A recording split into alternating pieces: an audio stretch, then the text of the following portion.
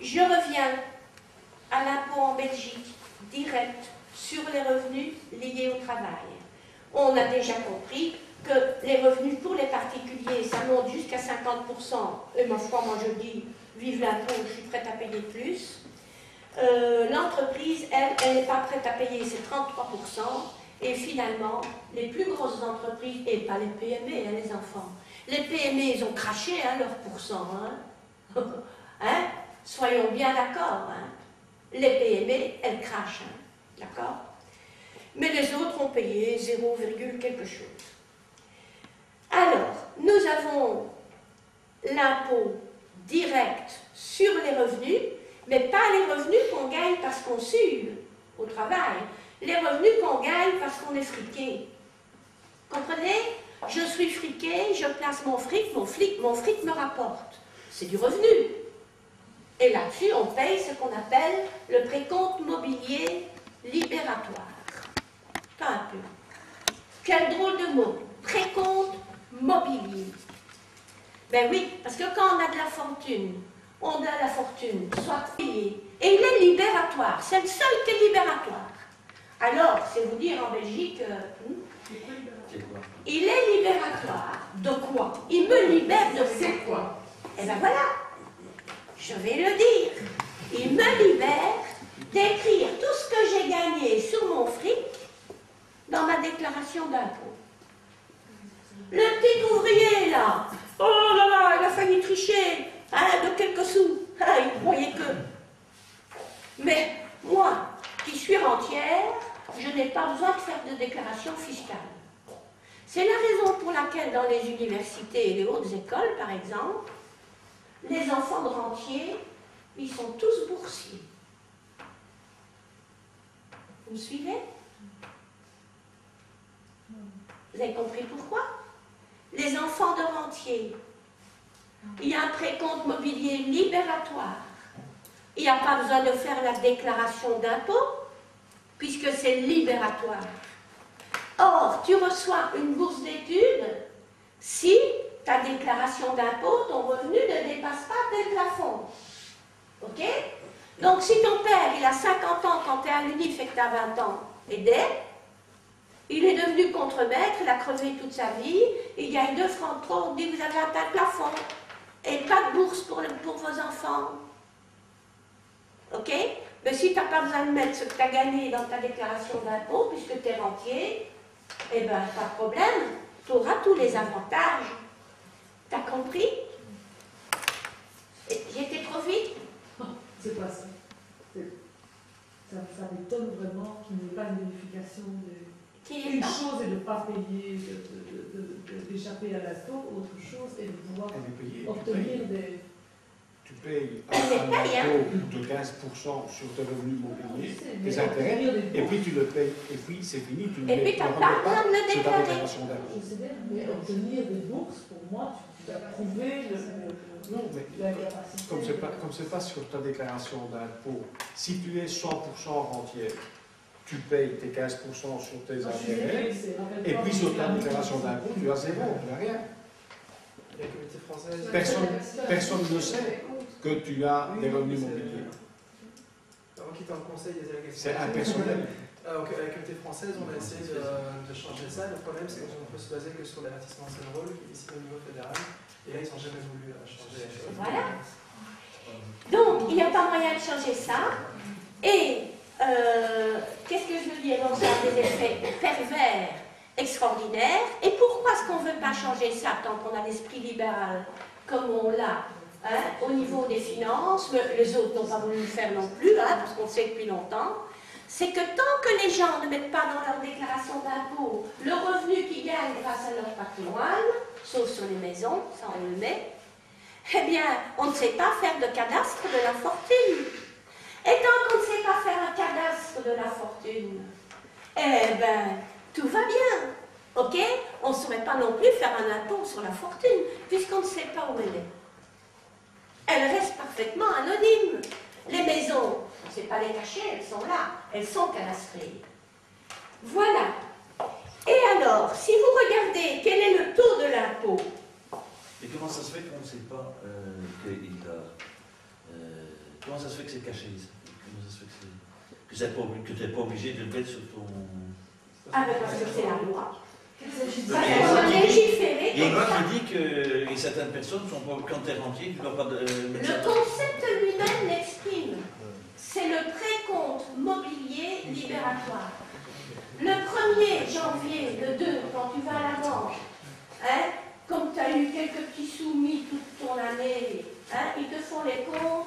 Si tu n'étais pas en négatif, si tu étais en positif, tu as un tout petit intérêt, tu as une ringueille, hein, compte, mais ils te mettent ta ringueille, ils te reprennent 15% de précompte mobilier libératoire. Tu n'es pas obligé de le mettre dans ta déclaration d'impôt. C'est comme ça. La loi fiscale, et la loi fiscale, elle est remontée chaque année. Mais comment est-ce qu'elle est formulée, cette loi qui permet ça? Ben, le concept lui-même est comme ça. Et si tu veux savoir ce que c'est le précompte mobilier libératoire, ben, c'est la distance que tu as de ta vie. Voilà. Tu mets de l'argent à la banque, tu touches un intérêt, la banque prélève 15% et le verse à l'État. Tu prends ton intérêt, mais l'État ne sait jamais que c'est toi qui as touché l'intérêt. Parce que tu ne peux pas le mettre sur ta déclaration. Oui, mais la loi, il n'y a pas de libéraux quand même qui font les lois, c'est que les lois sont... Absolument, c'est ce que j'ai dit. Hein, c'est légiféré ainsi depuis la nuit des temps. Ok. On a eu encore plus de cadeaux quand on est dans les nantis ces dernières années. Ok. Mais tout le monde avait bien accepté le système. Avant, c'était l'État. Le système existait déjà. Hein, et, ah oui, hein, bien sûr. Alors, en conclusion, d'où vient, est-ce le populaire qui paye le plus d'impôts? On l'a compris, c'est lui qui consomme, c'est lui qui paye la TVA. On l'a compris. Les taux, ben, c'est bien clair, hein. Pour les particuliers, ça va jusqu'à 50%. Pour l'ISOC, pour les PME, on devrait dire, ça va jusqu'à 33%. Pour ceux qui vivent d'intérêt uniquement, ok, ou d'une part d'intérêt, là c'est que 15%. Ok. Si vous suez pour travailler, vous pouvez aller payer jusqu'à 50%. En tous les cas, au grand minimum, si vous êtes un gain petit, 25%. Si vous êtes pratiquement en dessous du seuil de pauvreté, c'est déjà 25%. Mais si vous gagnez des intérêts, c'est que 15%. D'accord? Et sur les dividendes, c'est 25%. Donc, si vous êtes plein d'actions, ok, eh bien, vous payez le même impôt sur les revenus de vos actions que le tout petit qui n'a même pas le SMIC, parce qu'on dit qu'il n'a pas l'âge de l'avoir.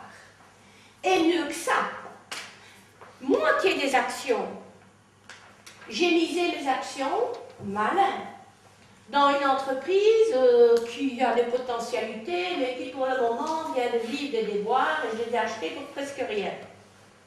À la limite, je prends des positions dominantes, je remonte l'entreprise. Et puis je publie que je vais faire un plan de rationalisation terrible. Et on se dit qu'elle gère bien. Déjà qu'elle avait remonté l'entreprise, mais maintenant, un plan de rationalisation. Oh, l'entreprise va encore faire beaucoup mieux. Et plan de rationalisation, je vire autant de centaines de personnes. Le lendemain, l'action flambe. D'accord?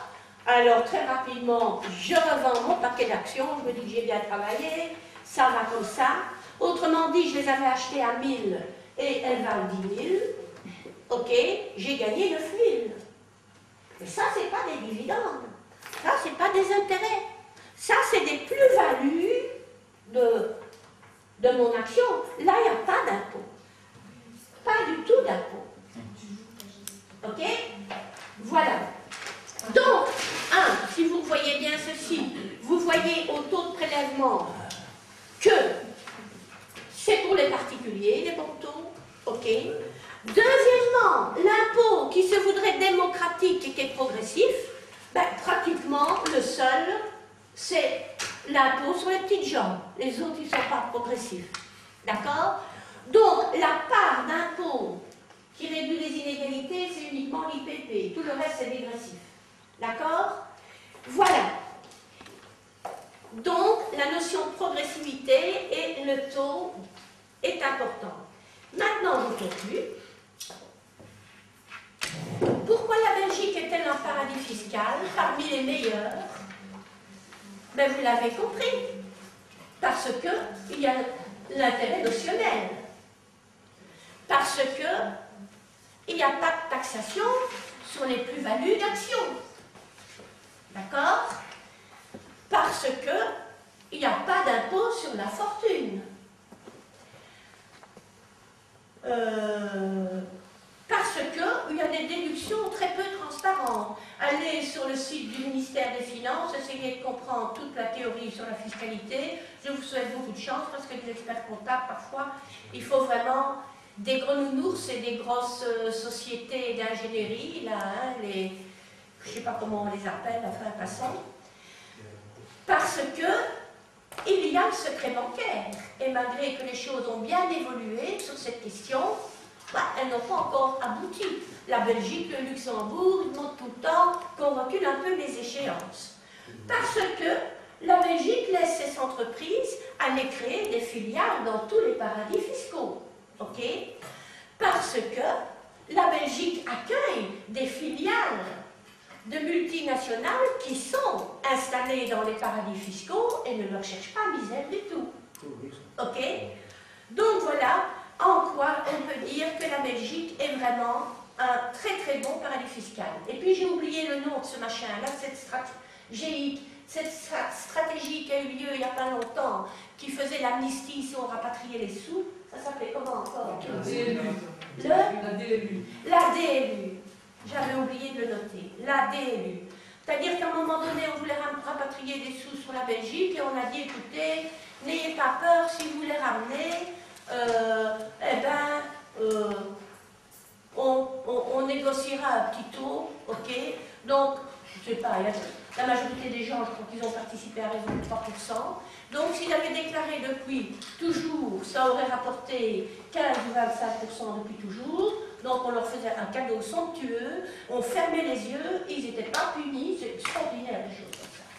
Voilà. Et de toute façon, ça n'a pas ramené grand-chose, parce que ceux qui sont dans les paradis fiscaux se disent causent toujours.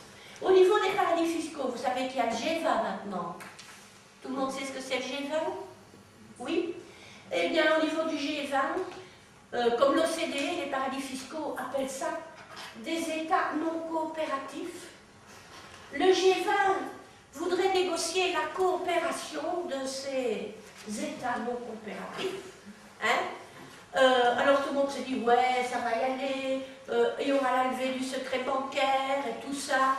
Mais c'est pas vrai du tout. Hein. On nous dit, Sarkozy vient de déclarer qu'il y avait eu 600 accords bilatéraux. Pour aux dernières nouvelles, l'information, on n'était pas encore à 300, mais bon, ça a peut-être été très très vite parce que la mienne l'a dit il y a 2-3 mois. S'il y a 600 accords bilatéraux, écoutez, qu'est-ce que ça veut dire? Sachez-le. Un accord bilatéraux va dire, oui, moi, Belgique, donc, c'est un très mauvais exemple, moi, France, je veux bien, à ta demande, toi, Suisse, coopérer, c'est-à-dire te donner le résultat des comptes de telle personne. Mais attention, à condition qu'on prouve que la personne a fraudé, ok, qui est la preuve. Donc, à condition que les gens du fisc qui poursuivent la fraude aient pu effectivement avoir la preuve avant même que d'aller sur les comptes. Ok? Donc, bonjour, hein, on arrête de se raconter des carabistouilles, on n'y est vraiment toujours pas. Ceci étant dit, que faut-il faire dès lors?